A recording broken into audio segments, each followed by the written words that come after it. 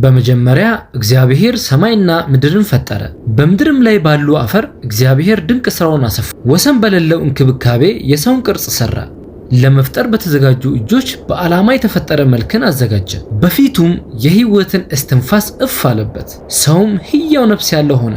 አፈሩ ሕያው ሆነ፣ ሙቀት በሰውነቱ ውስጥ ፈሰሰ። ዓይኖቹም ተከፈተ። ለመጀመሪያም ጊዜ ዓለምን አየ። እግዚአብሔርም ስሙን አዳም ብሎ ጠራው።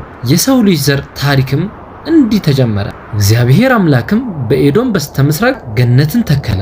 የፈጠረውንም ሰው በዚያው አኖረው። የንጹሕ ፍጹምነት የአትክልት ስፍራ ሄደ። ጥቅጥቅ ባሉና በሚያምኑ ዛፎች ያሸበረቀ በፀሐይ ብርሃን ውስጥ የሚያበራ ወርቃማ የወይራ ፍራፍሬዎችና ወንዞች ይገኛሉ። በአበቦችና በበሰሉ ፍሬዎች ጠረን አየሩ የታወደ እንስሶችም ከአዳም አጠገብ በነፃነት ይንሸረሸሩ ነበር። ኃያሉ አንበሳም ከየዋህ በግ ጋር ካጠገቡ ይውል ነበር። ደማቅ ቀለም ያላቸው ወፎች ይበራሉ። ፍርሃት የለም፣ ሐዘን የለም፣ ሞትም የለም፣ ደስታ ብቻ ነው። በዚህ በገነት ውስጥም ሁለት ዛፎች ነበሩ። የመጀመሪያው የሕይወት ዛፍ ስሩ ቆ ነበር፣ ቅጠሎቹም አልደረቁ፣ ፍሬው በወርቃማ ብርሃን ያበራል። ሁለተኛው ደግሞ የመልካምና የክፋት እውቀት ዛፍ ነበር።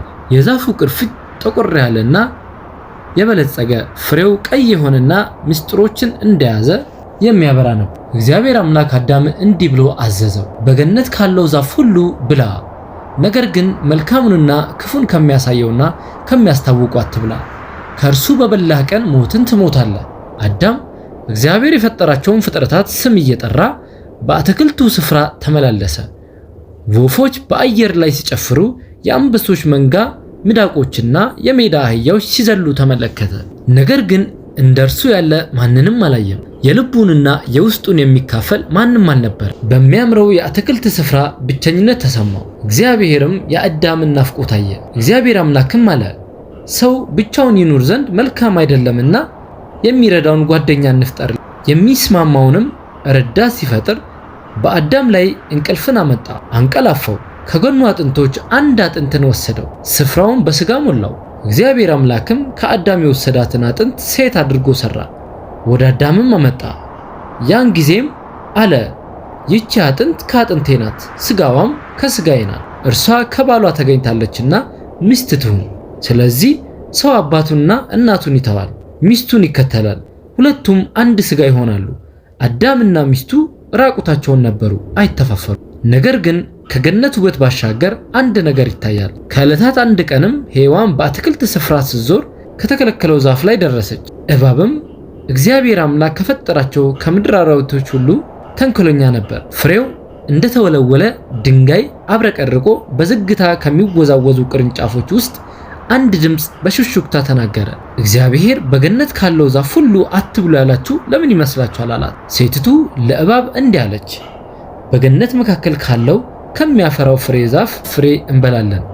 ነገር ግን በገነት መካከል ካለው ዛፍ ፍሬ እግዚአብሔር አለ፣ እንዳትሞቱ ከእርሱ አትብሉ፣ አትንኩትም።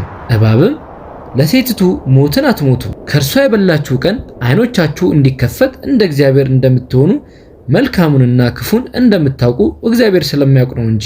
ሴቲቱም ዛፉን ለመብላት ያማረ እንደሆነ ለዓይንም ለማየት እንደሚያስጎመጅ መልካምንም እንደሚያሳይ ባየች ጊዜ ከፍሬው ወሰደችና በላችው፣ ለባሏም ደግሞ ሰጠችው።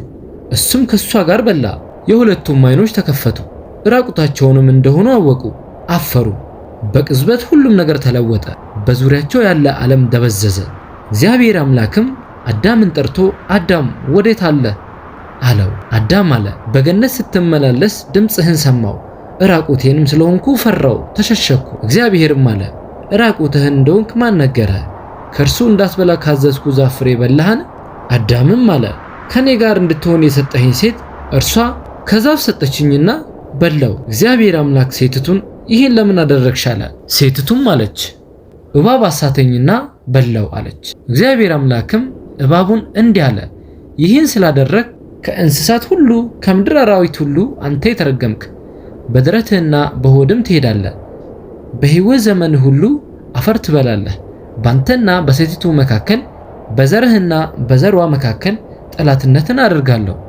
እርሱ ራስህን ይቀጠቅጣል፣ አንተም ሰቆናውን ትነድፋለህ። ሴቲቱም እግዚአብሔር አለ፣ ጭንቅሽን እጅግ አበዛዋለሁ፣ በጭንቅ ትወልጃለሽ። ከወለድሽም በኋላ ፍቃድሽ ወደ ባልሽ ይሆናል፣ እርሱም ይገዛሻል። እግዚአብሔርም አዳምን አለ፣ የሚስትህን ቃል ሰምተሃልና ከእርሱ እንዳትበላ ካዘዝኩ ከዚያ ዛፍን በልተሃልና ምድር በሥራ የተረገመች ትሁን። በሕይወት ዘመን ሁሉ በድካም ከእርሷ ትበላለህ። እሾህንና አሜኬላ ታበቅልብሃለች፣ የምድርንም ቡቃያ ትበላለህ። ወደ መጣህበት መሬት እስክትመለስ ድረስ በፊትህ ውስጥ እንጀራን ትበላለህ። አፈር ነህና ወደ አፈር ትመለሳለህና። ሆኖም በፍርድ ውስጥ እንኳን እግዚአብሔር ምሕረት ጸንቶ ቀረ። የቁርበትን ልብስ አደረገላቸው፣ አለበሳቸው። በዚህ የስደት ጊዜም የገነት ደጆች በኪሩቤል የእሳት ሰይፍ ተዘጋ። አዳምና ሔዋን በውጭ ቆሞ ያጡትን ወደ ኋላ ተመለከቱ። አሁን አየሩ ቀዝቃዛ፣ በእግራቸው ስር ያለው መሬት ሸካራ ሆኗል። ሐዘን በልባቸው ከብዷል። ወደማያውቁት ቦታ ሲሄዱ ግን ከተስፋ መቁረጥ ይልቅ ቃል ኪዳንን ተሸከሙ። አንድ ቀን እርግማናቸውን የሚሸከም የኃጢአትና የሞትን ሰንሰለት የሚሰብር ወደ ሕይወት መንገድ የሚመለስበት ያ አዳኝ ይመጣል። የሰው ልጅ ታሪክም እንዲሁ ተጀመረ። የስብራት ታሪክ፣ የማጣት፣ የትግል፣ የህመም፣ የመንከራተት ግን ደግሞ የተስፋ ታሪክ። ምክንያቱም በጨለማ ጊዜ እንኳን እግዚአብሔር አልተወንምና።